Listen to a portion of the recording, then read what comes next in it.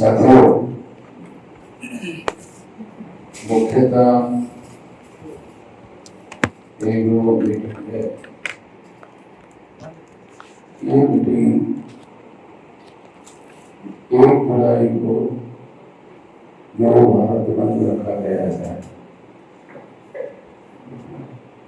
उसकी तैयारी करने के संबंध में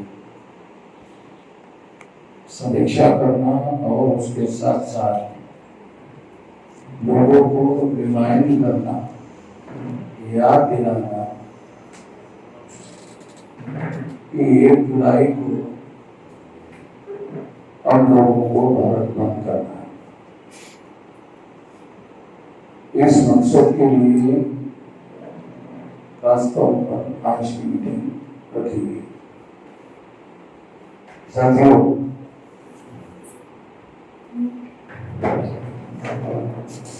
आज जो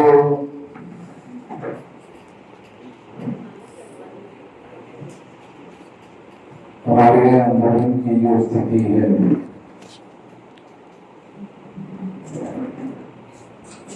तो इस स्थिति में दो बातें जानना बहुत जरूरी है। एक तो बहुत लंबा समय लगाकर संगठन का विस्तार देश भर में किया गया है। तो मेरी उम्र 19 साल की थी तब से मैं ये काम कर रहा, जो कि अनुभव के अनुसार 18 साल के बाद में हमारे देश में नौकरी लगती तो गांव से नौकरी पेशेवरों का संगठन होने की वजह से मैं इसमें काम करने लगा। और 19 साल की उम्र में जब मैं नौकरी में लगा तो जब मैं ज्वाइन हो गया तो एक शेड्यूल ट्राइब का आदमी था जो हमारे सेक्शन का सेक्शन सुपरवाइजर था। मैं जब ज्वाइन हो गया हमारे सेक्शन में तो 6 महीने का सेंट्रल गवर्नमेंट में ट्रेनिंग, तो वहाँ ट्रेनिंग देने के लिए जो सेक्शन सुपरवाइजर था उससे थोड़ा कम सीनियर मगर सब कर्मचारियों से सीनियर जो सेक्शन में कर्मचारी थे उसको मुझे ट्रेनिंग देने के काम पर लगाया। जब ट्रेनिंग देने के काम पर लगाया तो 6 बजे तक उसने डिपार्टमेंटल ट्रेनिंग दिया, डिपार्टमेंटल ट्रेनिंग दे रहा और 6 बजे के बाद वो मुझे कॉन्सेप्ट की मीटिंग के लिए दिया। पहले ये थी, मुझे मालूम नहीं था मगर वो कॉन्सेप्ट में काम था तो वो मुझे वहां लेके गया। तो दो ट्रेनिंग मेरा होना शुरू हो गया, एक तो गवर्नमेंट का और दूसरा वाम से। तो पहले ही दिन लेकर जाने के बाद में वहाँ जो लोग थे उनकी बातें सुनने के बाद मुझे अच्छा लगा। वाम से पढ़े अच्छा, क्योंकि मैं जब भी स्टूडेंट था और पढ़ने के लिए बाबा साहब अम्बेडकर ने बनाया हुआ जो कॉलेज था ग्रीन कॉलेज, वो महाराष्ट्र में बहुत फेमस था और हमारे गांव के जितने भी हायर एजुकेशन लेने वाले बच्चे थे वो मैट्रिक के बाद वही जाते थे औरंगाबाद। तो देखा देखी मैं भी औरंगाबाद पढ़ने के लिए गए। तो हायर एजुकेशन में उस समय 11 का नहीं चलता था उसमें प्री यूनिवर्सिटी नाम का एक दूसरा, यूनिवर्सिटी में एडमिशन लेने के पहले प्री यूनिवर्सिटी ऐसा 1 साल का कोर्स होता था। अभी 2 साल का 11 और 12 चलता है। तो इस तरह से वहाँ हम लोग ज्वाइन हुए। तो वहाँ हम लोगों को ये ट्रेनिंग जो है डबल शुरू हुआ, मानसिक का भी और ये ट्रेनिंग शुरू। तो वो काम मुझे अच्छा लगा मुझे वो काम मानसिक का। तो मैं वो काम में डेली जाने लगा। तो जो लेके गया था वो डेली नहीं जाता, तो मुझे अच्छा लगा था तो मैं उस काम में डेली जाता। और मैं पहले वो मुझे लेके गया था, बाद में मैं उसको लेके जाता था, तो वो डेली नहीं आता था। तो कुछ दिन के बाद उसने कहा कि अब तुम जाते जाओ, मैं 8 दिन में या महीने भरे में एक बार आता रहूँ। तो इस तरह से मैं वहाँ ये काम में लगा और 7-8 साल सर्विस करने के बाद में मुझे ऐसा लगा कि ये काम नौकरी करके करने लायक नहीं, इसमें ज्यादा जिंदगी का समय लगाया जाना चाहिए। तो फिर मैंने 7 साल के बाद नौकरी छोड़ दी और नौकरी छोड़कर इस काम को करने लगा। पूर्णकालीन कार्यकर्ता के तौर पर काम करना शुरू कर दिया। तो सबसे ज्यादा भौगोलिक नेटवर्किंग और सोशल नेटवर्किंग का जो कार्यक्रम है वो मैंने महाराष्ट्र में आगे बढ़ाया, सारे जिलों में 10 जिलों में इस काम को आगे बढ़ाया। तो सेंट्रल एग्जीक्यूटिव कमेटी में जब समीक्षा होती थी तो केवल मेरा ही परफॉर्मेंस दिखाई देता था। तो इसलिए फिर सरदार जी प्रेसिडेंट थे, तो उसके बाद प्रेसिडेंट बनाने का समय आया तो लोगों ने कहा कि भाई ये आदमी को बनाओ तो ये काम बढ़े। तो फिर मुझे जिम्मेदारी जब लगाई गई तो मैंने सारे देश भर का भौगोलिक नेटवर्किंग और सोशल नेटवर्किंग का पहले कार्यक्रम बनाया। और तब से बहुत लंबा समय लगा था। अभी 625 जिलों में 769 डिस्ट्रिक्ट है देश भर में। तो उसमें बांग्लादेश के बॉर्डर पर और ब्रह्मदेश के बॉर्डर को सटे हुए 4 स्टेट है। वो 4 स्टेट अगर छोड़ दिए जाए तो 32 राज्यों में मैंने संगठन के नेटवर्क को सारे देश भर में फैलाया। तो अभी हमारे नेटवर्क को फैलाने के बाद में मानसिक का जो काम है वो काम फैलाने के लिए अब कोई स्पेस, अभी कोई जगह नहीं। तो इसलिए अभी हमने दूसरा प्लान बनाया। वो प्लान ये है कि अभी हम लोगों को भौगोलिक नेटवर्किंग के तहत दूसरा संगठन का आंदोलन करने वाला संगठन बनाया। भारत मुक्ति मोर्चा नाम का आंदोलन करने की जरूरत है। अभी संगठन ने आंदोलन करने की जरूरत है।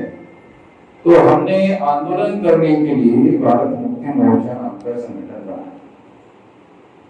तो भारत मुक्ति मोर्चा का जो काम करने का एरिया है, क्षेत्र है, वो नॉन एम्प्लॉइज लोग हैं। क्योंकि एम्प्लॉइज लोग ज्यादा 2% है सारे देश में। 98% जो लोग हैं वो कर्मचारी नहीं है, वो सारे समाज के लोग हैं। वो आंदोलन में, मास आंदोलन में उनको शामिल करना जरूरी है। इसलिए उनके लिए आंदोलन करने के लिए भारत मुक्ति मोर्चा नाम का संगठन बनाए। और उसी संगठन का देश भरो आंदोलन 9 अप्रैल को आपके गुजरात में भी हुआ। अभी आप लोगों के द्वारा जानकारी मिली कि वो 18 जिलों में हुआ। तो आप लोगों ने समीक्षा किया तो आपको पता चला कि 18 जिलों में हुआ, मगर गुजरात में मेरे ख्याल से 18 से ज्यादा जिले हैं, 34 जिले हैं और 18 जिलों में हुआ। इसका मतलब थोड़ा बहुत 50% हुआ, लगभग 50% हुआ। समीक्षा में अगर परसेंटेज निकालो तो 50%।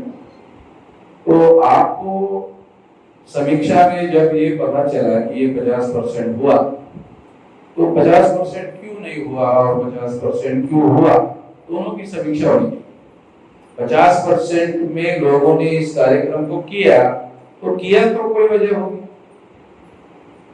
उस वजह को ढूंढोगे तो पता चलेगा, और नहीं हुआ तो नहीं हुआ तो कारण पता चलेगा कि क्यों नहीं हुआ।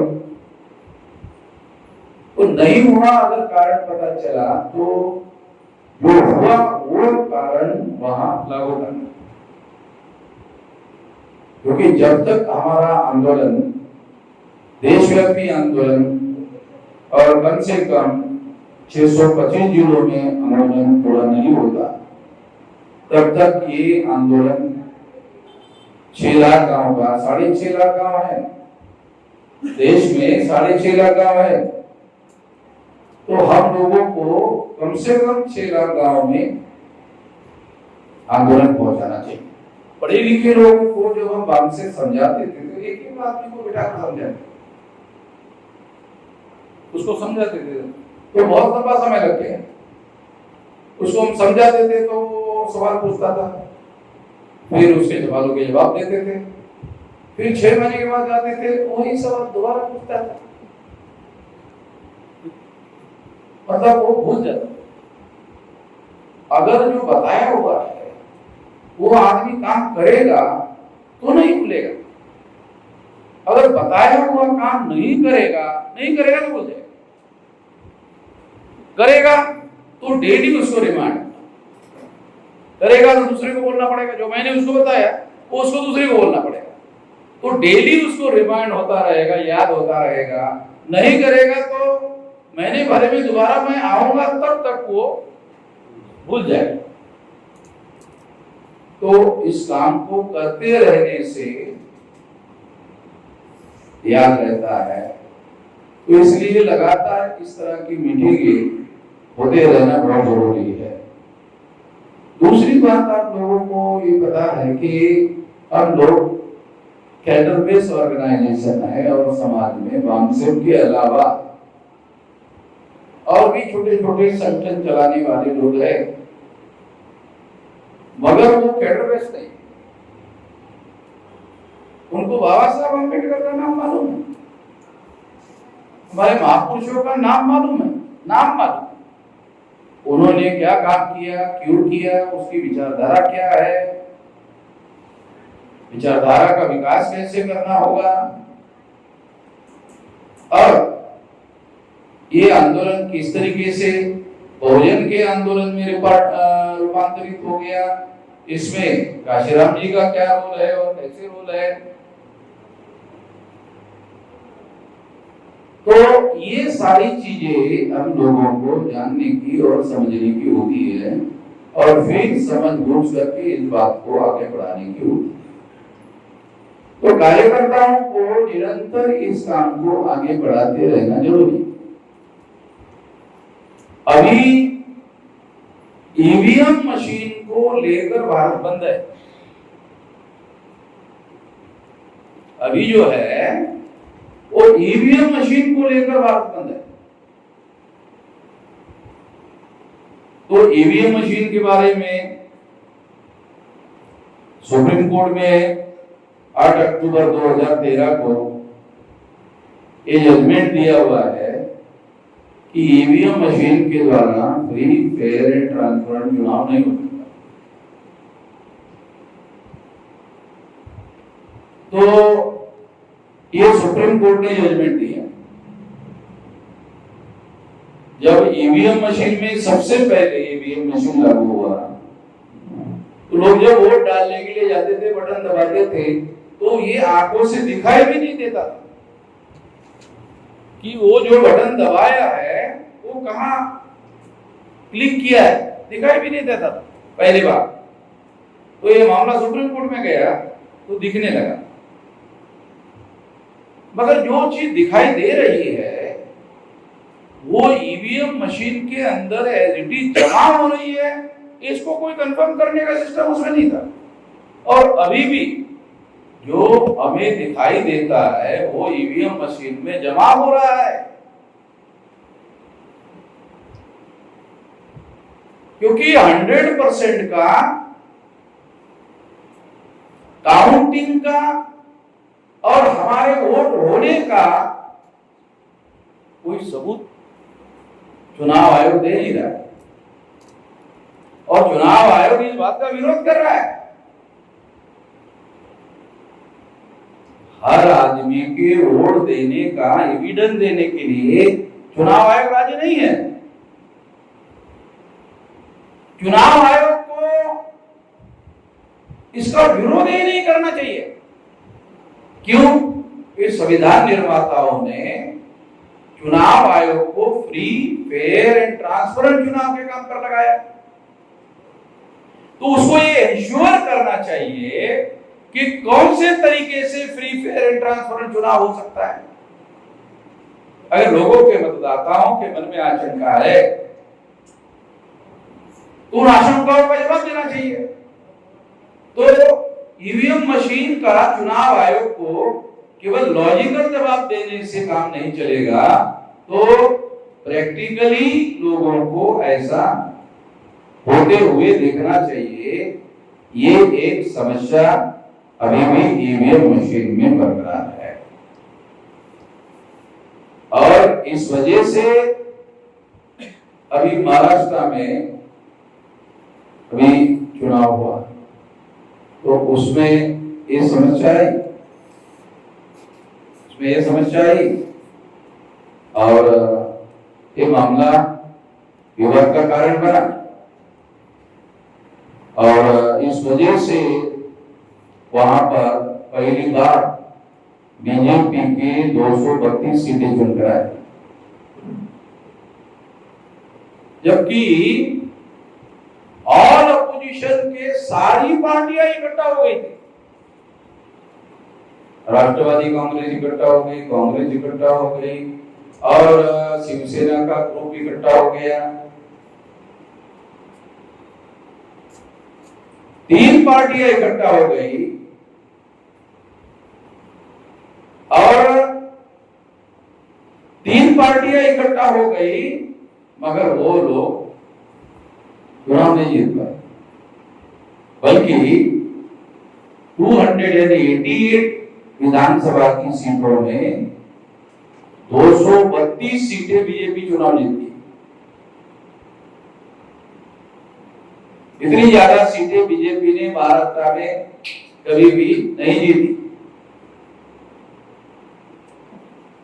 तो लोगों के मन में ये चुनाव को लेकर बहुत बड़े पैमाने पर आशंका है।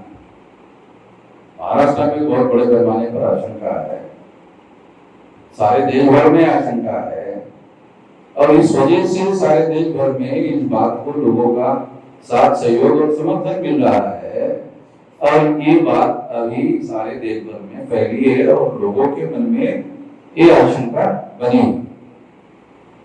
तो चुनाव आयोग को निश्चित रूप से गंभीरता से इसके बारे में सोचना चाहिए। अमेरिका और यूरोप के लोगों का ये कहना है कि ईवीएम मशीन ये कारोबार करने के लिए, क्या नाम उसका, जो एलन मस्क जो है, जो कंप्यूटर का एक बड़ा निर्माता माना जाता है और टेस्ला कंपनी ने ये शुरू किया है और टेक्नोलॉजी को सारे देश भर में डेवलप करने का काम उसका श्रेय है। तो उसका कहना है कि ईवीएम मशीन कारोबार के लिए बनाई गई। हमने इसको जब बनाया तो इसको कारोबार करने को ध्यान में रखते हुए बनाया।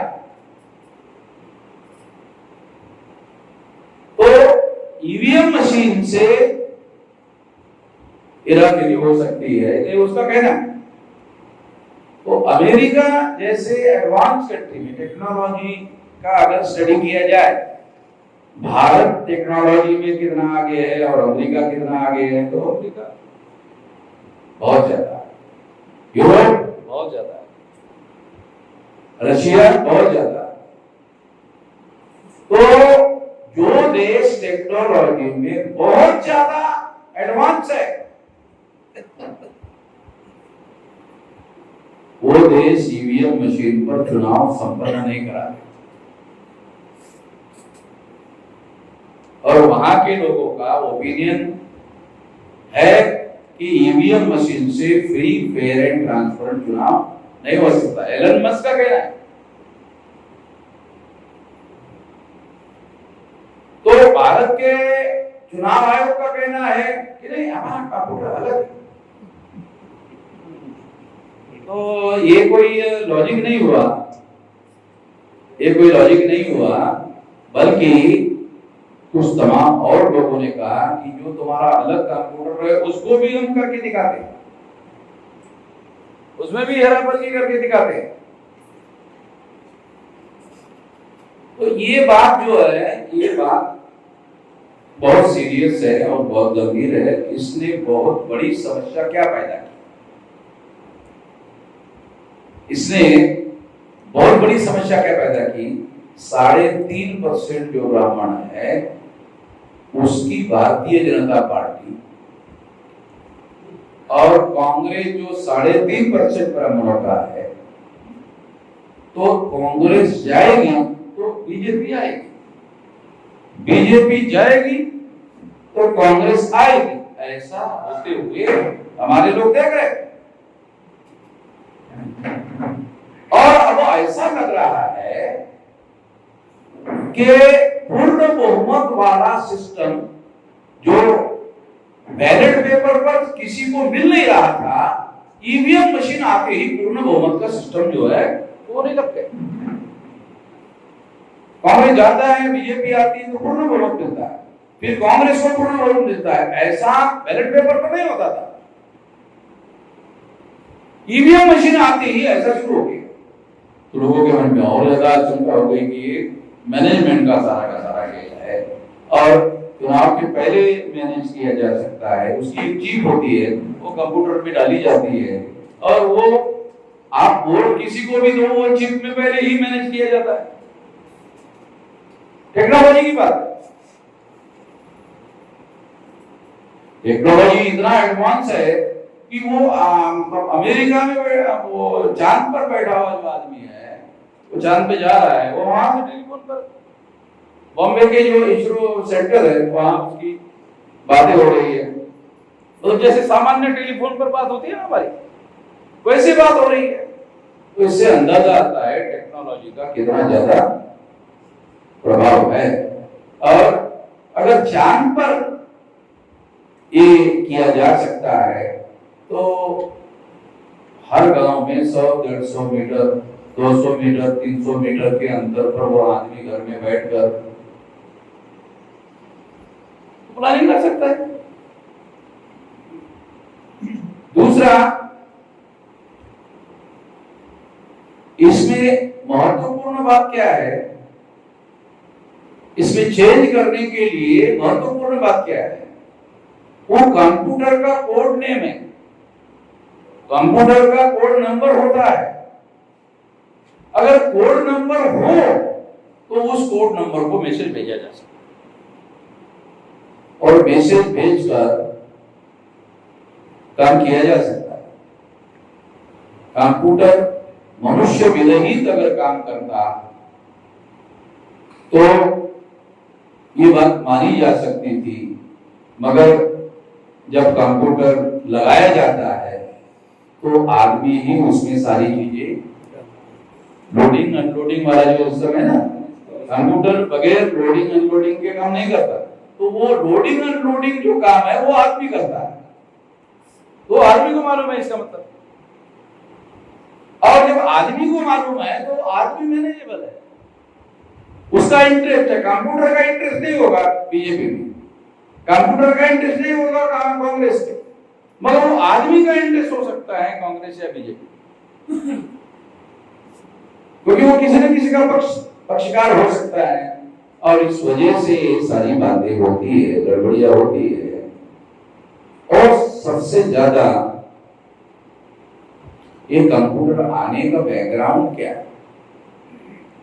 उत्तर प्रदेश में 403 विधानसभा की सीटों में 207 विधानसभा की सीटें काशीराम जी ने जितवाई और मायावती को पूर्ण बहुमत वाला मुख्यमंत्री बनाए। वो क्या था? वो बैलेट पेपर पर हुआ। 403 विधानसभा में मायावती को 207 विधानसभा की सीटें चुनकर आई, तो वो कंप्यूटर पे नहीं था, वो बैलेट पेपर पर था। तो बैलेट पेपर पर मायावती मुख्यमंत्री बनी और इस तरह से उनको ये मालूम था कि ऐसा हो सकता है और इस वजह से बैलेट पेपर को चेंज करना जरूरी है, ऐसा उनको लगा।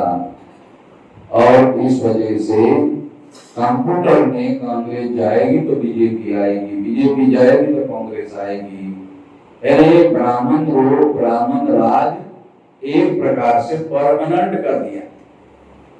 ये जो कंप्यूटर का और ईवीएम का जो सारा चमत्कार है, वो सबसे भयानक काम क्या हुआ कि ब्राह्मण राज परमानेंट कर दिया। जो चेंज हो सकता था, हो रहा था, उसको रोक लगा दिया। और हम लोगों को क्या लगता है, बीजेपी जाने के बाद कांग्रेस आती तो हम बदल हो गया। ये जो मिश्रा जी बोल रहे हैं, ये बदल नहीं होता है, नहीं बदल हो रहा है। ये कांग्रेस जाएगी तो बीजेपी आ रही है, बीजेपी जा रही है तो कांग्रेस आ रही है। अब जितना जिसके पास ज्ञान है, अनुभव है, समझ है, उसके अनुसार ही आदमी किसी न किसी नतीजे पर पहुंच सकता है। तो भारत जो है वो जातिग्रस्त समाज है और हजारों सालों से ब्राह्मणों का डोमिनेशन है। चुनाव ने हमारी संख्या बहुसंख्याक होने के बावजूद भी अगर ये डोमिनेशन खत्म नहीं हो रहा है तो निश्चित रूप से कोई न कोई गड़बड़ी है, निश्चित रूप से कोई न कोई गड़बड़ी है। तो इस गड़बड़ी को ध्यान में रखते हुए हम लोगों ने ईवीएम मशीन से बैलेट पेपर पर चुनाव होना चाहिए, ये बात को सारे देश भर में फैलाने का प्लान बनाया। हम लोग अभी इस बात को स्वीकार कर रहे हैं, अभी सारे देश भर में इस बात को स्वीकार कर रहे हैं। जो लोग नहीं मानते थे वो लोग भी मान रहे हैं क्या कुछ गड़बड़ी है। तो इस वजह से पहले देखो, और एक बहुत फंडामेंटल बात बताना चाहता हूं। तो अडवाणी का पॉलिटिकल करियर केवल ईवीएम मशीन का मामला उठाने की वजह से उसका पॉलिटिकल करियर खत्म कर दिया। आप लोगों को पता नहीं याद है कि नहीं याद है, ये जो नरेंद्र मोदी है उसको गुजरात का चीफ मिनिस्टर अडवाणी था। गुजरात के लोगों को तो मालूम, अटल बिहारी का विरोध था, अरे मत बनाओ, अटल बिहारी इसके विरोध में थे, इसको मत बनाओ। मगर अटल बिहारी की बात को अडवाणी ने नहीं माना, क्योंकि अडवाणी वजनदार हो गया था। अटल बिहारी ज्यादा वजनदार आदमी था, मगर रथ यात्रा निकालने की वजह से अडवाणी वजनदार हो गया, अडवाणी ज्यादा पॉपुलर हो गया था। तो ज्यादा पॉपुलर होने की वजह से असल में जो आज की बीजेपी है वो अटल बिहारी की बनाई हुई बीजेपी नहीं है, अडवाणी की बनाई हुई बीजेपी है। और रथ यात्रा निकालने के बाद ये बीजेपी बनी। रथ यात्रा निकालने के बाद ही ज्यादा सीटें उनकर आई। ये रिकॉर्ड है, सारे चुनाव आयोग के रिकॉर्ड में अवेलेबल है। और रथ यात्रा कब निकाली गई उसकी तारीखें सारे अवेलेबल है। अगर उसका सारा स्टडी किया जाए तो ये पता चलेगा कि ये रथ यात्रा के आधार पर ये बात फैली और भारतीय जनता पार्टी आगे बढ़ी। तो इसका श्रेय जो है, इसका श्रेय अडवाणी को है। अडवाणी ने ईवीएम मशीन का मामला उठाया अडवाणी का पॉलिटिकल करियर पूरी तरह से खत्म कर दिया। अडवाणी का पॉलिटिकल करियर जिस आदमी ने मुख्यमंत्री नरेंद्र मोदी को बनाया, वो नरेंद्र मोदी को आरएसएस ने और भाजपा ने कांग्रेस के साथ समझौता किया और इस समझौते के तहत ईवीएम का घोटाले पर पर्दा डाल दिया गया। अगर अडवाणी वही नेतृत्व के योग्यता में रहते तो वो ईवीएम को उसको मालूम था। कुछ भी हो, अडवाणी की विचारधारा से हम सहमत नहीं है, तब भी नहीं थे, अब भी नहीं है। मगर ईमानदारी तो इंडिविजुअल गुण होता है। आप समझ रहे क्या बोल रहा? ईमानदारी जो है वो एक इंडिविजुअल गुण है। बीजेपी के अंदर काम करने के लिए भी तो ईमानदार आदमी चाहिए। ईमानदारी की तो हर जगह डिमांड है। ईमानदारी की तो हर जगह डिमांड होती है।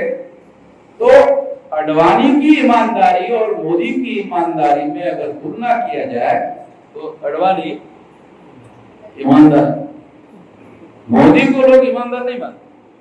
मोदी के परसेप्शन जो है मोदी के बारे में लोगों का कि मोदी ईमानदार नहीं, मोदी जो है ईमानदार नहीं है। तो अडवाणी का ईमानदार होना उसका पॉलिटिकल करियर चौपट होने का कारण है। तो बहुत ज्यादा बड़ा नेता था, उसको घर में बिठाने के लिए आरएसएस के लिए भी सरदर्द हो गया था। अडवाणी आरएसएस को भी पास कर दिया था। तो इस वजह से आरएसएस ने अडवाणी को घर में बिठाने के लिए कि अडवाणी को घर में बिठाने के लिए अगर दूसरे सिद्धांत का उपयोग करना पड़ेगा तो उन्होंने ओबीसी का कार्ड अडवाणी को घर में बिठाने के लिए पॉपुलर कार्ड खेला और नरेंद्र मोदी को सामने लाया और इस तरह से नरेंद्र मोदी देश का प्रधानमंत्री बने। तो इस वजह से क्या हुआ कि मोदी का सहारा लेकर आरएसएस ने अडवाणी को पूरी तरह से खत्म कर दिया। तो ये एविडेंस है ईवीएम मशीन की धोखाधड़ी का।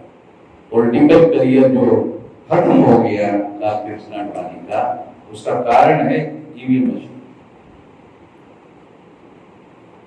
तो संभवतः ईवीएम मशीन के मुद्दे पर समझौता करने के लिए अडवाणी राजी नहीं हुआ। ईमानदारी की वजह से आदमी ऐसा हो सकता है। प्रधानमंत्री बनने के लिए आपको ये समझौता करना पड़ेगा तो शायद वो राजी नहीं हुआ। बहुत बार ऐसा होता है। ईमानदारी आदमी को बहुत बातें जो है करने के लिए तो होती है या तो रजामंद होती है। तो ये बातें परिस्थिति जन्य साक्ष्य के आधार पर दिखाई देती है। तो इसलिए मैं ऐसा मानता हूं कि ईवीएम हमारे देश में बहुसंख्यक लोगों का राज लाने के लिए सबसे बड़ा अवरोध है।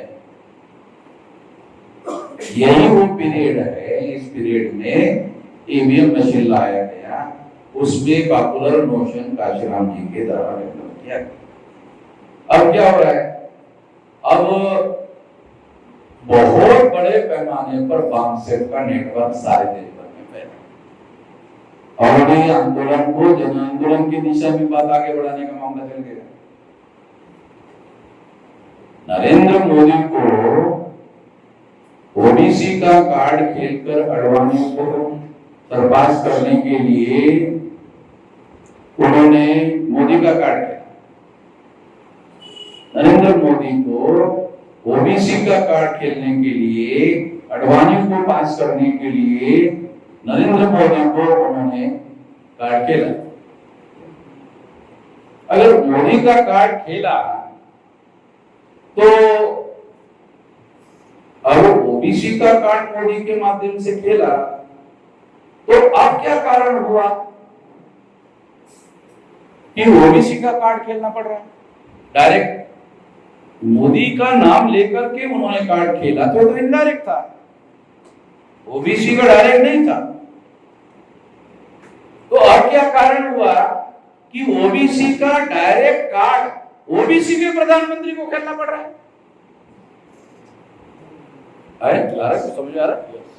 अरे वो प्रधानमंत्री ओबीसी का है, तो ओबीसी का ही प्रधानमंत्री है, तो ओबीसी के प्रधानमंत्री को ओबीसी का कार्ड खेलने की क्या जरूरत है?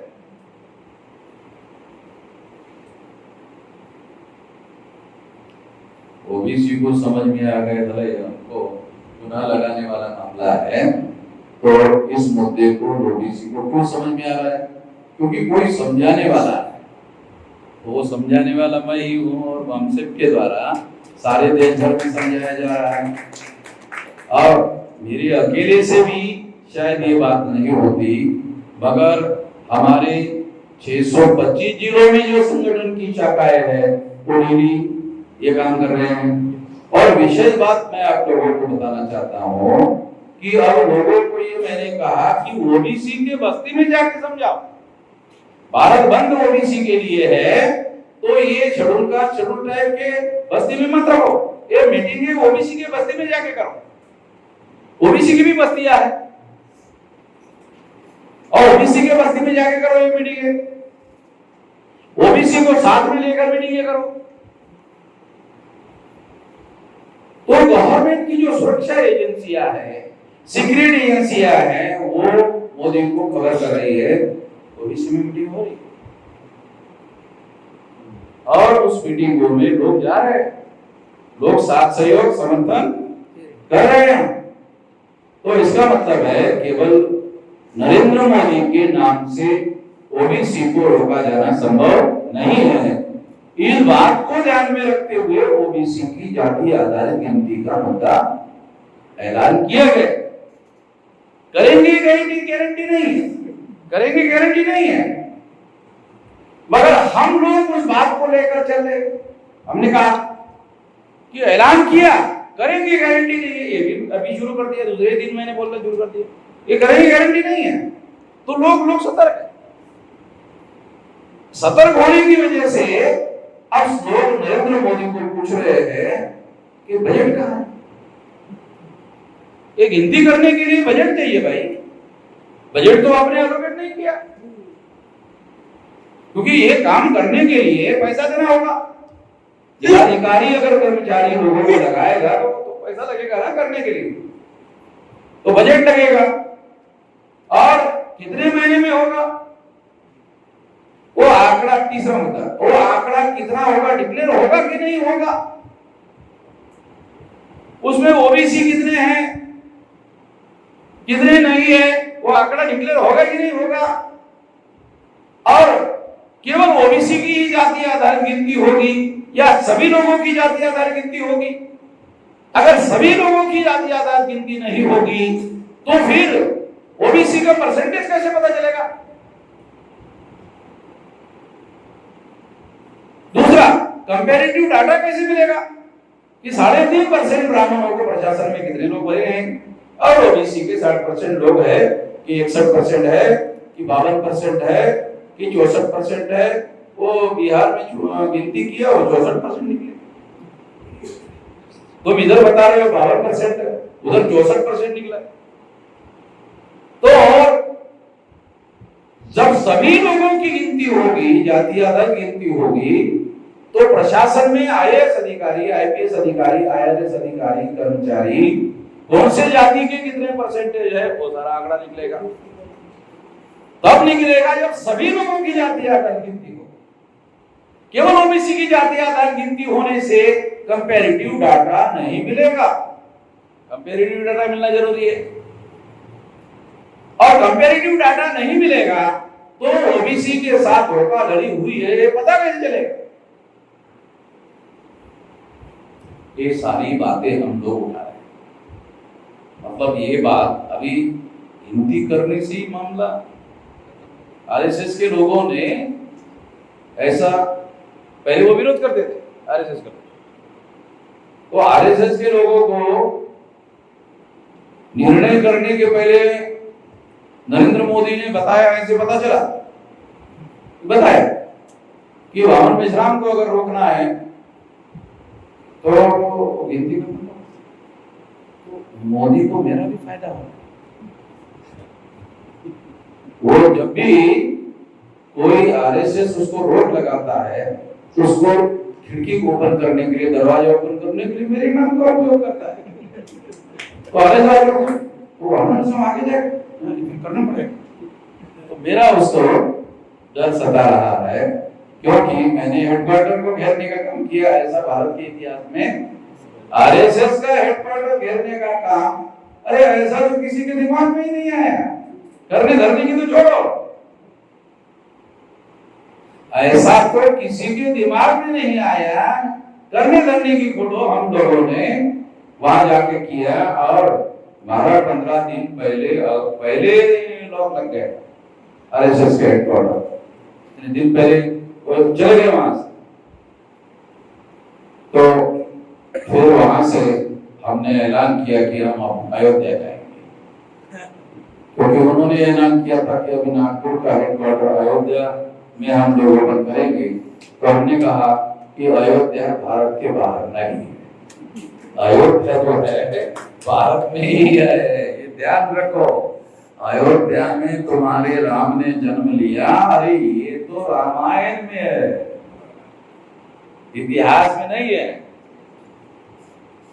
राम ने पैदा किया, राम पैदा हुआ और रामायण में।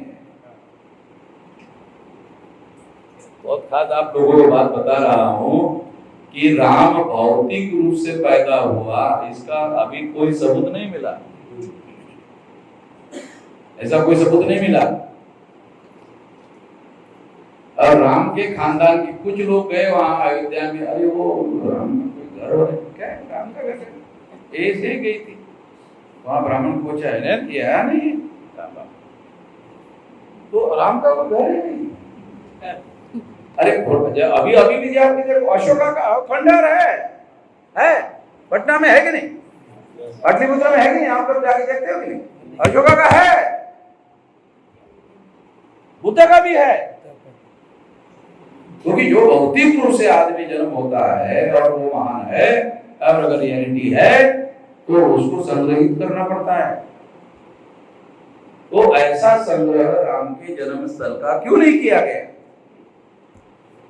ऐसा कोई सबूत उपलब्ध नहीं अभी तक। तो इसलिए ये बातें इन लोगों ने, ब्राह्मणों को राम से कोई लेना देना नहीं, मैं पहले भी कह चुका हूँ, ब्राह्मणों को राम से कोई लेना देना नहीं। राम के बहाने से वर्ण व्यवस्था का लेना देना है। अगर वर्ण व्यवस्था का डायरेक्ट ब्राह्मण समर्थन करे तो सारे एससी एसटी ओबीसी के लोग इकट्ठा होकर सवाल पूछेंगे, क्या हम हमको शूद्र बनाना चाहते हो, आप हमको शूद्र बनाना चाहते हो, ये इश्यू आ जाएगा। तो इसलिए वो वर्ण व्यवस्था का मामला डायरेक्ट हाथ में लेने के बजाय राम के नाम पर लेते हैं, क्योंकि रामायण में वर्ण व्यवस्था का मामला है। शूद्र शंभु की जो कथा है रामायण में, वो वर्ण व्यवस्था के संदर्भ में है। वो जब तपस्या करता है तो राम के हाथ में तलवार देकर उसकी हत्या करवाई जाती है, इसलिए क्योंकि वो वर्ण व्यवस्था के सिद्धांतों का उल्लंघन कर रहा है कि तपस्या करना शूद्र का काम नहीं है। वो वर्ण व्यवस्था के सिद्धांत को बचाने के लिए उसकी हत्या की गई। ठीक से अगर रामायण को पढ़ो तो आपको पता चलेगा। तो इसलिए रामायण की कथा ये निश्चित रूप से हम लोगों की कथा नहीं है। ब्राह्मणों का वर्चस्व स्थापित करने के लिए यह रामायण लिखा गया है, और रामायण जो लिखा गया है ऐसा लिखा इसलिए गया क्योंकि बुद्ध के इक्विवेलेंट कोई आदमी धरती पर पैदा नहीं हुआ। ऐसे सारे दुनिया के लोग मानते कि बुद्ध के इक्विवेलेंट आदमी धरती पर कोई पैदा नहीं हुआ, और इस वजह से बुद्ध की ये मान्यता है। तो अशोका की भी इसी तरह से मान्यता है कि अशोका का जैसे सम्राट और जनप्रिय राजा होकर जनता के हित में काम करने वाला राजा दूसरा कोई नहीं है। ये जो दो नाम हिस्टोरिकल नाम है, इसको काउंटर करना जरूरी था। एक काउंटर करने के लिए रामायण लिखा और रामायण के बारे में दुनिया के सारे हिस्टोरियन कहते हैं रामायण उत्तरोत्तर कालीन रचना है, रिसर्च है। इस पर पीएचडी बिहार में करके लोगों को पीएचडी दी गई है, यानी यूनिवर्सिटी के विद्वान लोगों ने मान्यता दी है कि रामायण बुद्धोत्तर कालीन रचना है। अब पीएचडी यानी विद्वान लोगों ने मान्यता दी, इसका मतलब है फाइनली प्रूव हो गया है। इतने एविडेंसेस सारे के सारे उन्होंने इकट्ठा करके दिए हैं। तो इस तरह से साथियों ये एक महत्वपूर्ण बात हम लोगों को जानना समझना होता है और इसी वजह से ये सारी बातें मैं देश भर में बोलते रहता हूँ, समझाते रहता हूँ। तो हम लोगों को अभी 1 जुलाई को भारत बंद जो है वो यूनियन मशीन जिसकी वजह से बाइपोलर सिस्टम ब्राह्मणों का राज परमानेंट हो गया है, अब उसको रोकने का एक भी उपाय हमारे पास बचा हुआ। जो चुनाव है वो चुनाव के द्वारा उनको रोका नहीं जा सकता। एक ही रास्ता बचा हुआ है, जनांदोलन। जनांदोलन के द्वारा ही इनको रोका जा सकता है। एक खास बात समझा रहा हूं कि बीजेपी जाएगी तो कांग्रेस आएगी, कांग्रेस जाएगी तो बीजेपी आएगी। इनको रोकने का एकमात्र तरीका है जनांदोलन, और दूसरा कोई रास्ता है नहीं। इसलिए ये आंदोलन हम लोग अभी 25 चल रहा है, 2030 तक ये 6 लाख गांवों तक पहुंचाने की योजना है। और चुनाव में 15 लाख बूथ बनाए जाते हैं, तो 15 लाख बूथ पर संगठन बनाने की योजना है। भौगोलिक संगठन 15 लाख बूथ का होगा, यानी 15 लाख बूथ पर हमारा कम से कम एक बूथ एक कार्यकर्ता, एक बूथ एक कार्यकर्ता। भौगोलिक नेटवर्किंग आप लोगों को ध्यान रखना है। और आप जब इस तरह की शाखाओं को ओपन करोगे, बनाओगे, तो एक बूथ एक कार्यकर्ता। आपको क्यों समझा रहा हूं? क्योंकि फील्ड में डिस्ट्रिक्ट यूनिट, तहसील यूनिट और ब्लॉक यूनिट, ग्राम पंचायत यूनिट में आप जाओगे तो बाकायदा चुनाव आयोग के द्वारा बूथ का सिस्टम बनाया हुआ है, तो आपको उसका उपयोग करना है। एक बूथ एक कार्यकर्ता, एक भौगोलिक रचना हो गया संगठन की। ऐसा करोगे तो 15 लाख बूथ, 15 लाख कार्यकर्ता। एक कार्यकर्ता तो सामान्य था, अगर आप बूथ में मीटिंग करो तो 10-20 लोग, तो क्योंकि एक बूथ में 1000 वोटर होते हैं।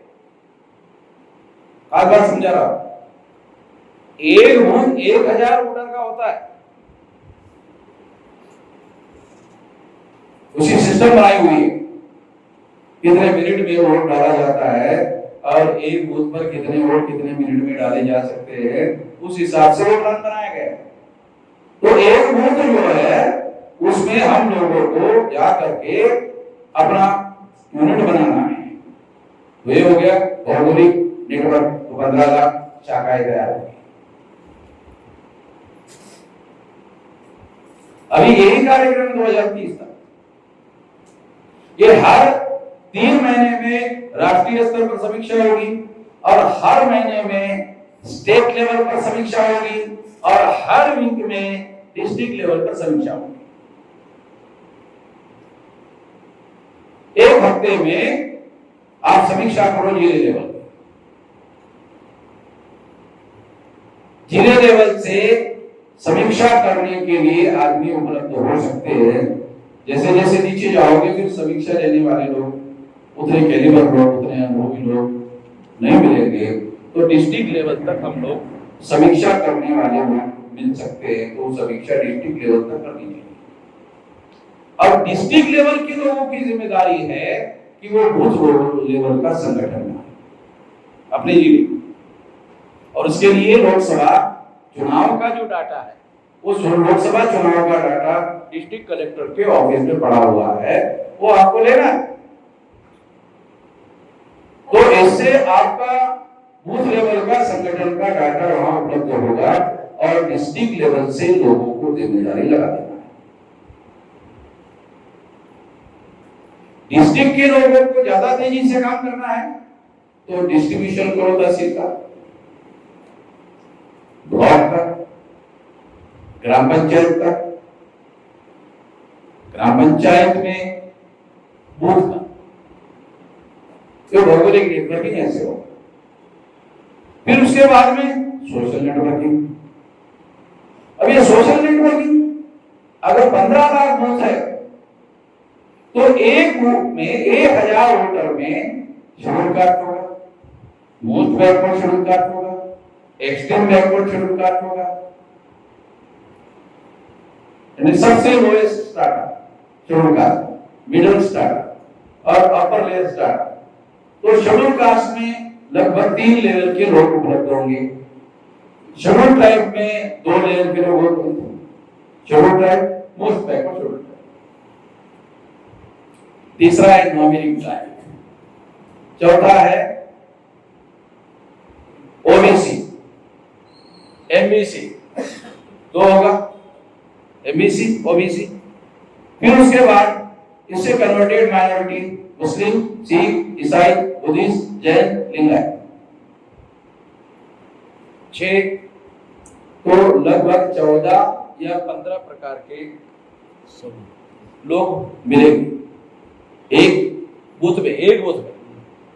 अगर एक बूथ में 15 लोग मिल गए तो इधर आपके 15 और इधर 15 इंटू 15, आप उतने एक बूथ के नीचे 15 लोग, एक बूथ हो गया 1000 का, तो 1000 के नीचे सोशल नेटवर्किंग के 15 लोग मिले। तो कम से कम 15 कार्यकर्ता को सोशल नेटवर्किंग में अगर आप ये करते हो तो इससे क्या होगा, इससे जो 6000 जाति का हमारा फार्मूला है, 6000 जाति को जगाने का और 6000 जाति को जोड़ने का।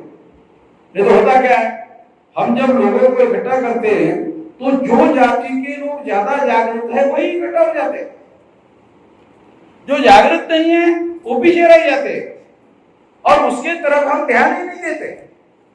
ध्यान नहीं देते तो ब्राह्मण उसके तरफ ध्यान देता है, ब्राह्मण उसके तरफ ध्यान देता है और उसको भटका चलेगा। रिजर्वेशन का बेनिफिट ये सारा ये लोग लेके गए। अरे रिजर्वेशन कोई घर में आकर कोई सरकार नौकरी दे, अरे ले ले, ऐसा नहीं, उसमें भी कंपटीशन से, तो इसका मतलब है एजुकेशन लेना होगा, एजुकेशन का स्टैंडर्ड सेट होता है, उतना एजुकेशन लेना होगा। तो हमारे ही समाज के लोग एजुकेशन के प्रति भी उतने आग्रही तमाम जाति के लोग हैं, वो नहीं है। तो ये जिम्मेदारी हमारी है कि शेड्यूल कास्ट की जो जातियां है उनके अंदर हम लोगों को एजुकेशन का भी प्रचार प्रसार करना चाहिए और उनके बच्चे भी जिनके परिवार में एजुकेशन का ये नहीं है ना, तो वो 2-4 साल पढ़ने के बाद ड्रॉप आउट हो जाते हैं। ड्रॉप आउट की बहुत बड़ी समस्या, जिनके परिवार में एजुकेशन का बैकग्राउंड नहीं है उनके बच्चे ड्रॉप आउट हो जाते हैं। अब उनको ही कोई इंटरेस्ट नहीं है तो बच्चे ड्रॉप आउट हो गए तो उसका भी कोई इंटरेस्ट नहीं होता। अगर आजकल आपको मार्केट में भी अगर काम लेना है और काम हासिल करना है तो भी एजुकेशन की जरूरत है। बिल्कुल भी अनपढ़ गवार आदमी को कोई काम धाम नहीं मिलता है, वह हर जगह एजुकेशन की जरूरत हो रही है। तो हम लोगों को प्रचार प्रसार करते वक्त हमारी शेड्यूल कास्ट की जातियां, शेड्यूल ट्राइब की जातियां, नॉमिनी ट्राइब की जातियां, एमबीसी की जातियां, ओबीसी की जातियां और तमाम, और दूसरी बात क्या है कि हमारे लोगों को, जातियों के लोगों को रोजगार कैसे मिलता है। तो पुराना जो जाति का सिस्टम है वो जाति के सिस्टम में क्या है, पुराने सिस्टम में मान लो कि मट्टी के बर्तन बनाना, तो उसके परिवार में ही वो स्किल है, वो बनाता है और लोगों को फिर मिट्टी के बर्तन चाहिए। हर आदमी जो है वो पीतल के बर्तन और वो सब महंगे बर्तन नहीं खरीद सकता, वो मिट्टी के बर्तन ले लेगा। तो इस तरह से जाति के जो पेशे है उसने भी जाति को जिंदा रखने का काम किया है, उसने रोजगार देने का काम किया है। तो अभी मॉडर्नाइजेशन में ये काम हम ज्यादा, अभी मिट्टी के बर्तन जो है बहुत गरीब आदमी है वही रख लेता है। अभी इतना गरीबी भी नहीं रहा है कि मिट्टी के ही बर्तन रखे। अब कुछ लोग जो है ठंडे पानी के लिए केवल ठंडे पानी का मटका जो है वो थोड़ा नेचुरल, वही फ्रीज वाला जो है गला पकड़ता है यार, बोलता है इससे थोड़ा सा गले को ये हो जाता है। मटके का जो है नेचुरल पानी होता है। तो कुछ लोगों का ऐसा भी अंडरस्टैंडिंग है, बात भी सही है। तो इस तरह से, मगर ये बहुत ज्यादा नहीं है। तो ये निश्चित रूप से लोगों को आने वाले समय में अपने लोगों को एजुकेशन की दिशा में लोगों को ले जाना जरूरी है। तो काउंसिल के लोगों को ये भी अभियान चलाते रहना चाहिए। तो इससे जो शेड्यूल कास्ट की जातियां, शेड्यूल ट्राइब की जातियां, ओबीसी की जातियां, ओबीसी में मोस्ट बैकवर्ड जातियां, तो उनके अंदर भी एजुकेशन का लेवल बढ़ना चाहिए। इसके लिए कोशिश होनी चाहिए और नहीं होती है तो हम लोगों को मोटिवेशन का कार्यक्रम जरूर चलाया जाना चाहिए। इससे हमारे आंदोलन के लिए गुडविल तैयार होगा। अगर आप समाज में एजुकेशन का प्रचार प्रसार करोगे, गुडविल तैयार होगा। गुडविल तैयार होगा, आप अच्छा काम कर रहे हो, समाज के हित में काम कर रहे हो, तो गुडविल जो है वो आपके सपोर्ट में आएगा, गुडविल आपके समर्थन में आएगा। कोई भी बोलेगा कि अच्छा काम है, अच्छा करें। तो इसलिए हमको इस तरह का काम जरूर करना चाहिए, क्योंकि गुडविल हमेशा संगठन बनाने के लिए बहुत ज्यादा काम करता है। तो ये काम हमको करना चाहिए। इससे क्या होगा, इससे हमारा आंदोलन आंदोलन नहीं रहेगा, आंदोलन जन आंदोलन होगा। आंदोलन क्या होगा, जन आंदोलन हो जाएगा।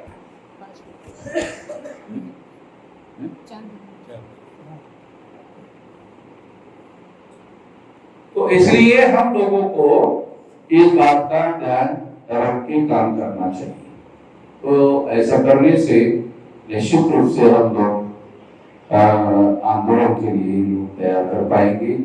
अभी 1 जुलाई को हम लोगों को डिस्ट्रिक्ट लेवल पर सारे जिले के लोगों को एक जगह इकट्ठा करो, 1000-2000 लोग एक जगह इकट्ठा करो, किसी मेन चौराहे पर इकट्ठा करो जहां ज्यादा ट्रैफिक है। 4 रास्ता समझ है, तो चारों तरफ से गाड़ियां आ रही है, लोग आ रहे हैं, जा रहे हैं, और शहर में ज्यादा आ रहे हैं, जहां पर है वहां इकट्ठा हो। अगर मान लो 1000 लोग आपने इकट्ठा कर लिया चौराहे पर, तो वो क्राउड से ही ट्रैफिक जाम हो, क्राउड से हो जाए। तो ये घंटा 2 घंटा करो,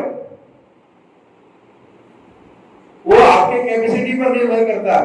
अगर ज्यादा संख्या है, ज्यादा से ज्यादा बात भेजता, जितनी ज्यादा संख्या उतना ज्यादा टाइम, और जितना ज्यादा टाइम उतना ज्यादा जाम, उतना ज्यादा जाम लगेगा। जितना ज्यादा जाम लगेगा तो जाम में जो गाड़ी में बैठा हुआ आदमी है, अगर वो SC ST OBC माइनॉरिटी का है, वो बोले क्या कोई ऐसा है, उसने भारत बंद का ऐलान किया है, अच्छा क्या है कि नहीं, तो कोई न कोई पर्चा हमारा उस समय जो है ना वहां पर ये कोशिश कर देगा, जो गाड़ियां रुकी हुई है ना वहां पर्चियां जो है ना अपने एक ही बात के लिए हम लोग ये कर रहे हैं। तो इससे क्या होगा, इससे मीडिया वाले आपकी खबर नहीं छाप रहे हैं, ज्यादा से ज्यादा लोगों तक आपकी खबर हो जाएगी। और अगर आप ओबीसी की जातीय आधार गिनती के लिए भारत बंद कर रहे हैं और मीडिया वाले आपकी खबर नहीं छाप रहे हैं, तो इसके द्वारा लोगों को ओबीसी तक आपका मैसेज पहुंचेगा और ओबीसी के लोग बोलेंगे कि ये लोग सही काम कर रहे हैं। इसका साथ सहयोग समर्थन करना चाहिए। पैम्फलेट में ये मुद्दे लिखने चाहिए और संपर्क के लिए टेलीफोन नंबर देना कि यहाँ संपर्क करें। ये प्लानिंग के तहत ऐसा बता रहा होगा। ये सारी चीजें, इससे क्या होगा कि जो भी इंटरेस्टेड आदमी है वो टेलीफोन पर बात करेगा। नहीं करेगा एक बात है, करेगा दूसरी बात है। करेगा तो पता चलेगा ये इंटरेस्टेड आदमी है, इसको संगठन में जोड़ के। मगर इस आंदोलन के लिए, ईवीएम के आंदोलन के लिए, ओबीसी की जातीय आधार गिनती के लिए आपको ओबीसी के बस्ती में जाकर ही मीटिंगें करनी है। अगर शेड्यूल कास्ट का आदमी शेड्यूल कास्ट के ही बस्ती में जाकर मीटिंगें कर रहा है तो ये मकसद पूरा नहीं होगा। ऑब्जेक्टिवली आपका कार्यक्रम नहीं है। इसका मतलब है आपका कार्यक्रम ऑब्जेक्टिवली नहीं है। आप काम कर रहे हो मगर बहुत ज्यादा सोच समझकर काम नहीं कर रहे हो, सोच समझकर प्लानिंग नहीं बना, काम नहीं कर, ऑब्जेक्टिवली काम नहीं कर रहे, उद्देश्य पूर्ति के लिए काम नहीं कर रहे हो, ऐसा माना जाए। इस काम का मकसद ब्रॉडन द बेस, मूवमेंट का बेस ब्रॉड करना है। Schedule caste, schedule tribe, nominated tribe तक पहुंच गया, ओबीसी तक पहुंचना है, तो इसका मतलब है ब्रॉड करना है, ये मूवमेंट को ब्रॉड करना है। जितना ब्रॉड होगा उतना आंदोलन सफल होगा, उतने ज्यादा लोगों का समर्थन मिलेगा। एक काम ध्यान रख करके करना होगा। इस मौके पर मैं इतना ही कहना चाहता हूं। अगर आपके कोई सवाल है तो 10 मिनट का समय हमारे पास अवेलेबल है, आप सवाल पूछ सकते हैं, उसका जवाब दे जाए। अगर आप लोगों को कोई बात बताई गई है, अगर समझ में आ गई तो ठीक है। अगर कोई चीज समझ भी नहीं आई तो आप सवाल पूछो।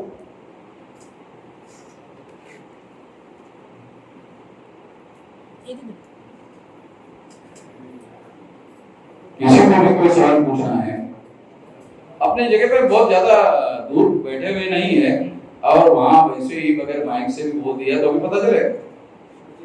हाँ, गुजरात में ऐसा है कि जो ओबीसी समाज है, उसमें जो एमबीसी समाज है और जो अपर लेवल में है, तो इसमें अभी ज्यादातर लोगों को उनको ही नहीं पता है कि हम ओबीसी में आते हैं।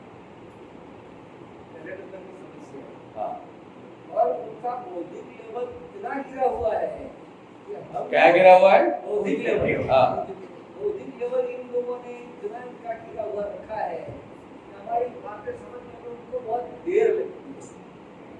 तो इसीलिए और जो पढ़े लिखे जो लोग हैं वो डिस्पर्स है, जो पहले हुए लोग हैं, जैसे पर्टिकुलर कुछ कम्युनिटी आती है, जैसे प्रजापति है, वो पहले हुए लोग हैं। जैसे दर्जी कम्युनिटी आते तो पहले हुए, और जो जमा हुए, जो जमाए ओबीसी जो लोग हैं वो धनगर जैसे आप बोलते हैं रबारी, तो उनका बौद्धिक लेवल इतना नहीं है जो हम बातें वो कह रहे हैं वो समझ पाए।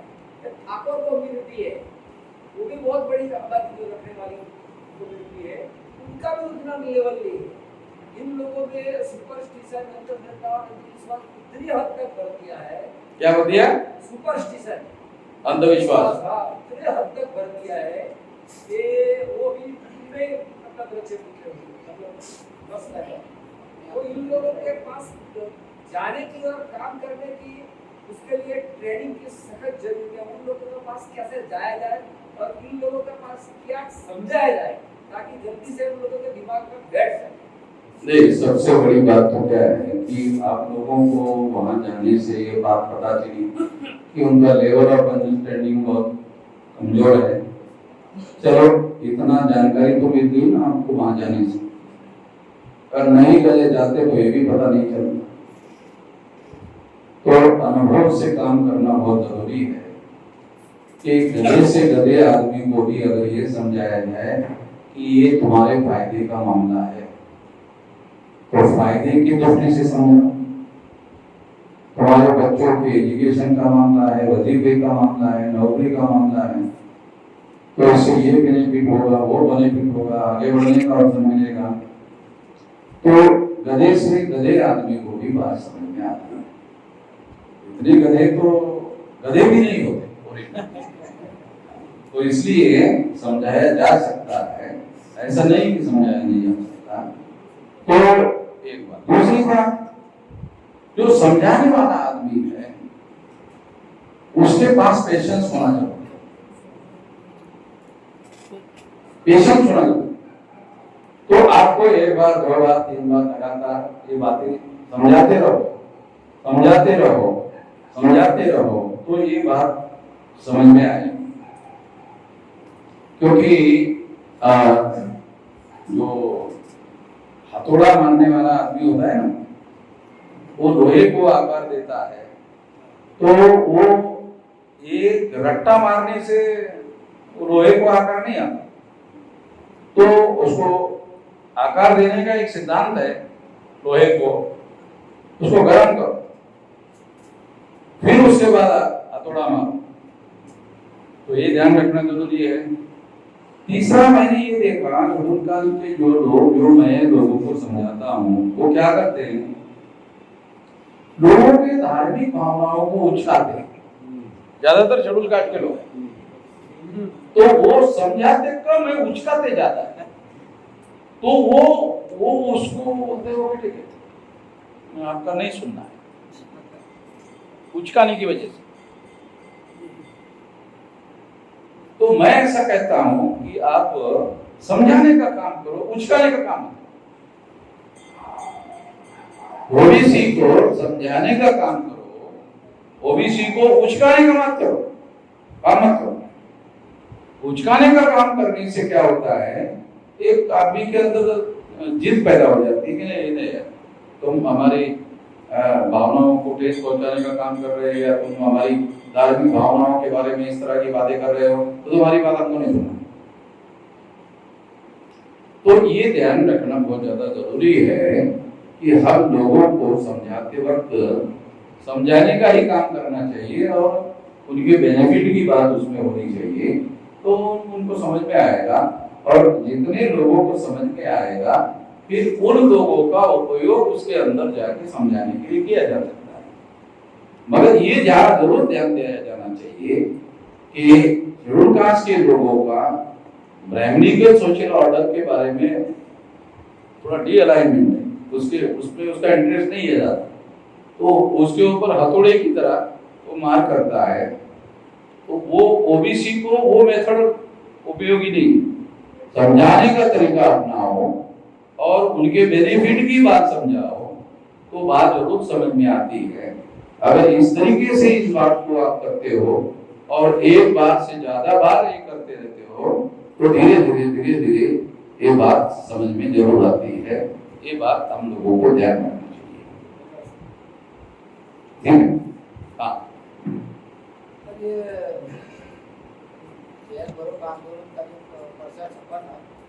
उसी तरह से ये भारत बंद का, हाँ निकालो, निकालो।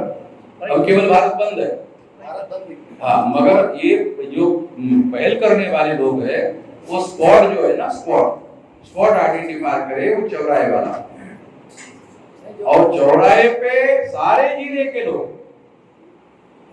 मान लो कि आपको 1 महीने का 1.5 महीने का समय है, तो इसके लिए आपको जिले के लोगों को अभियान चलाना चाहिए कि जिले में अगर 1000-1500 गांव है, तो कोशिश करो सारे गांव तक आवाज पहुंचना चाहिए, और एक गांव में कम से कम एक आदमी जो है आपका हो, इस तरह का कोई प्लान बनाओ, और उनको बोलो 5-10 लोग, हर गांव का आदमी नहीं ला पाएगा, मगर कुछ आदमी मोटिवेट होकर गांव से लोगों को लाने का काम कर सकता है। तो इस तरह से अगर हजारों लोग एक चौराहे पर इकट्ठा होते हैं, तो वो चौराहे बंद हो जाएंगे। ऐसे 1 लाख चौराहा अगर सारे देश भर में बंद हो, तो भारत बंद हो जाएगा। मैसेज आएगा, करोड़ों लोगों में मैसेज आएगा। हमारा मकसद करोड़ों लोगों में मैसेज देना है कि ओबीसी के लिए लड़ाई शुरू हो गई, ओबीसी के लोग पीछे ना रहे, ओबीसी के बस्ती में जाके लड़ा ये तैयारी करवाओ। ओबीसी में ऐसा ओबीसी लिखते हैं तो इसमें अभी हम चेंज कर सकते हैं, जैसे ठाकुर है, रबारी है। हाँ पर्टिकुलर लिखो। अब मान लो कि आप ओबीसी की बस्ती में जा रहे हो, पर्टिकुलर वो बस्ती ठाकुर की मान लो, तो वो बैठक ठाकुर के नाम पर रखो ना, क्योंकि बस्ती ही ठाकुर की है। हमने जो 5-10 हजार अभी छपाया था तो उसके अंदर ओबीसी लिखा हुआ था। नहीं जातियों के नाम रखो, लिख सकते हैं ना। हाँ ऐसा कर सकते हो। हाँ सर मैं कलोल से हूँ और इसकी जो बात हुई तो हमने ग्राम ज़्यादा है धार्मिक ग्राम, और अक्सर सफलता करने के लिए मैंने ज़्यादातर आपकी ड्यूटी ज़्यादा की, थोड़ा तो समझ में आ गया, इतना तो समझ में आ गया। हाँ अगर किसी को समझाया जाएगा तो समझ आ जाएगी। समझाने का काम तरीका है कि मेरे एमपी से 5 महीने तो ये कहीं मेरे घर आए थे, ज्योतिराव फुले का उन्होंने तस्वीर देखी तो प्रश्न किया कि भैया ये क्या है, मेरा पूरा इतिहास बताया, आप कितना प्रधान था, क्या हमारा राष्ट्रपति क्या है, तो उन्होंने उनको समझाया तो अभी मुझसे अलग नहीं हुए, जुड़े हुए ही बात होती है मेरी। और मैं हम ज़्यादातर लोगों में क्या करते हैं, धार्मिक जो बात बताई ना आपने सर, तो उसका निकाल हम ज़्यादा करते हैं, तो बात सही है। उसका निकाल देखो दो बातें, धार्मिक ये भाई जो बोल रहा है बात सही है कि जो फुले शाहू अंबेडकर ये जो महापुरुष है तो जातीय मानसिकता है, तो वो भी ओबीसी के रेफरेंस में ज्योतिराव फुले का नाम बताया जा सकता है, उसके रेफरेंस में लोगों को समझाया जा सकता है। एक तो ये उपयोग करो, ये जो एग्जाम्पल बता रहा है। दूसरा क्या है कि ओबीसी के बस्ती में जाके आप लोगों को ये काम करना चाहिए, और उसके लिए पहले एक ही आदमी को समझाओ, बस्ती में एक ही आदमी को समझाओ, उसके घर में जाके 2-4 कार्यकर्ता मिलकर उसके घर में अकेले को समझाओ, और फिर उसके माध्यम से मीटिंग लगाओ। ऐसा नहीं कि समझ में नहीं आता, मैं इस बात को नहीं मानता, समझ में नहीं आता इस बात को नहीं मानता, ये बात गलत बात है। और ये बात समझ में आती है नहीं आती नहीं, बात आती जरूर है। हम लोगों को थोड़ा सा ज्यादा मेहनत करने की जरूरत है। तीसरी बात है, धार्मिक भावना और जातीय भावना दो अलग अलग, ध्यान रखो फटाफट। धार्मिक भावना और जातीय भावना, तो धार्मिक भावना के बारे में आपको बातें नहीं करना, बहुत खुजली है मान लो आपको धार्मिक भावना बोलने की बहुत, तो ब्राह्मण धर्म को हिंदू धर्म शब्द जो है ना ये नहीं कहते, कभी भी नहीं कहते। कहना है बहुत खुजली है आप, तो राय नहीं जा रहा, क्योंकि खुजली होती है ना वो खुजाना ही पड़ता है, वो खुजाने के बाद ही वो खुजली संतुष्ट होती है। तो कुछ लोगों की खुजली बहुत ज्यादा खुजली होती है तो राय नहीं कहते ब्राह्मण धर्म, तो उसके दिमाग में सवाल पैदा होगा, वो सवाल पूछेगा ये ब्राह्मण धर्म क्या है। तो हम समझाने का, धर्म नहीं समझाने का, वर्ण व्यवस्था समझाने का। अब वर्ण व्यवस्था में सबके सर पर ब्राह्मण बैठा हुआ है ये समझाने, और हम लोगों को उसको नहीं बोलने का तू शुद्र है, हम लोग हमें थोड़ी आ गए ना शुद्र बनाए, और इसकी वजह से ये देश के शासन प्रशासन में हम लोगों को हिस्सेदारी नहीं मिल रही, और हिस्सेदारी का तो हमारे लोगों को समझ में आता, सगे भाई भाई में मारकाट हो जाती है, तो हिस्सेदारी जरूर समझाओ, हिस्सेदारी जो है वो जरूर समझाओ, तो हमारा हिस्सा तो मिलना चाहिए। ये आंकड़े बताओ, वो कौन सा वेरीफाई करने वाला है, मगर जो सरकारी आंकड़े अपने पास अवेलेबल है वो जरूर बताओ, रेफरेंस में बताओ, तो उसका असर पड़ता है, नहीं पड़ता है ऐसा नहीं। हाँ तो हाँ आपने बताया कि नरेंद्र मोदी की तुलना में आडवाणी थोड़ा सा ईमानदार था। तो सवाल मेरा ये है कि क्या वो उसने अपनी ईमानदारी की वजह से ही ईवीएम का विरोध किया या बीजेपी को सत्ता पे बिठाने के लिए ईवीएम का विरोध? मौलिक बात यह है कि उसने अगर उसके पास ईमानदारी नहीं होती तो ईवीएम का मुद्दा केवल कांग्रेस को ही बेनिफिट पहुंचाने वाला है, ऐसा नहीं। इसका फायदा बीजेपी को हो सकता है। तो कांग्रेस के लोगों ने यही तो समझाया, कांग्रेस के लोगों ने बीजेपी के लोगों को समझाया और आरएसएस ने इस बात को मान लिया। अडवाणी इस बात को मानने के लिए राजी नहीं हुआ और इसलिए मोदी को सामने लाया आरएसएस ने। ये जो सर्कमटेंशियल एविडेंस है ना, एविडेंस के आधार पर बोल रहा, अडवाणी मानने के लिए राजी नहीं हुआ। कभी कभी आदमी जो है पर्सनल गुण है, ईमानदारी जो है ना, ये तो मानते हो ना पर्सनल गुण होता है कि पर्सनल गुण जो है वो ईमानदारी होने की वजह से आदमी उसके आधार पर, कि मैं इसके आधार पर तो राजनीति में हूं। अगर उसने अपना ईमानदारी का पर्सनल गुण छोड़ दिया तो उसको भ्रष्टाचार भी करना पड़ेगा। अडवाणी पर भ्रष्टाचार का आरोप नहीं है, अडवाणी पर भ्रष्टाचार का आरोप नहीं है, ध्यान रखो। अडवाणी को आधुनिक भारत का पुरुष मित्र सुनी आधुनिक भारत का पुरुष मित्र सुनी समझता। हाँ तो ब्राह्मणों के लिए मान लो पुरुष मित्र शुंग है तो ब्राह्मणों के लिए तो फायदे वाला है ना। मैं यही तो कह रहा हूँ कि ब्राह्मणों के तो फायदे वाला ही काम किया उसने, परंतु फायदे वाला काम करने वाला आदमी जो है वो उसका पर्सनल गुण जो है ईवीएम के रेफरेंस में उसने कहा कि नहीं ये मैं स्वीकार नहीं कर सकता। और ये समस्या कांग्रेस के सामने खड़ी हुई कि अगर ऐसा हुआ और अडवाणी के आने की संभावना है तो अडवाणी ईवीएम रद्द कर देगा और बैलेट पेपर लाएगा। ये है बात, बैलेट पेपर आएगा, इस वजह से उसको पॉलिटिकल करियर समाप्त कर दिया गया। और आरएसएस ने पूरा पावर लगाकर उसका ये कर दिया है। बहुत जूनियर आदमी नरेंद्र मोदी, सारी पावर जो है नरेंद्र मोदी के पीछे